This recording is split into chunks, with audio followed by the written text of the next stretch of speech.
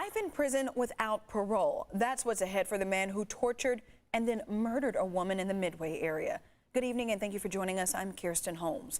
His punishment could have been worse, but the victim's family, that is, they agreed to take the death penalty off the table. Instead, they wanted to confront the murderer face to face. News 8's Steve Fiorina was in court when they got that chance. An emotional day in court with anger, sadness, and tears being wiped away. Defendant Sean Ward was masked and said not a word during the sentencing. He entered a guilty plea last month to avoid the death penalty. Diane Spagnuolo was tortured and brutally murdered in late October 2018 at the X-Spot adult video store, where she was a clerk. Surveillance pictures show Ward prior to the killing. There is also video that was shown to the judge, but not the courtroom. Judge Joan Weber called it one of the most horrific murder scenes I've ever witnessed as a judge. Spagnuolo's family told of a wonderful and loving mother and sister.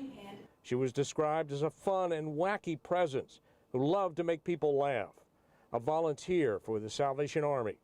Her daughter stood, saying that words failed her. What could I even say?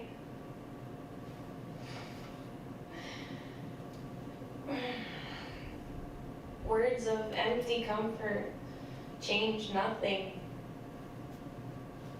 She is gone from our lives forever. Other family members joined through a video conference line, some writing of their grief. Quote, "Her death haunts me. I still cry often," and telling the defendant that he took a piece of my heart, and I hope you go to hell. The devastation to the families, it's catastrophic, and you do deserve the death penalty. That possibility was removed by the plea bargain. Again, no apology from Sean Ward, though his attorney told the court he is extremely sorry for what he did. He doesn't really understand why he did it. In sentencing Ward to life in prison without parole, Judge Joan Weber said she hopes this will serve as a wake-up call to our community and society that we need to better address the issue of extreme mental illness.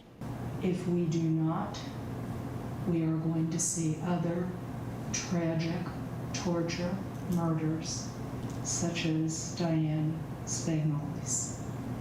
As the hearing ended, Ward's attorney made what he termed a fairly extraordinary request. He said Ward's mother, who was there in a wheelchair, wanted to hug her son before he was sent away to prison. The cameras were ordered out of the courtroom before that was allowed.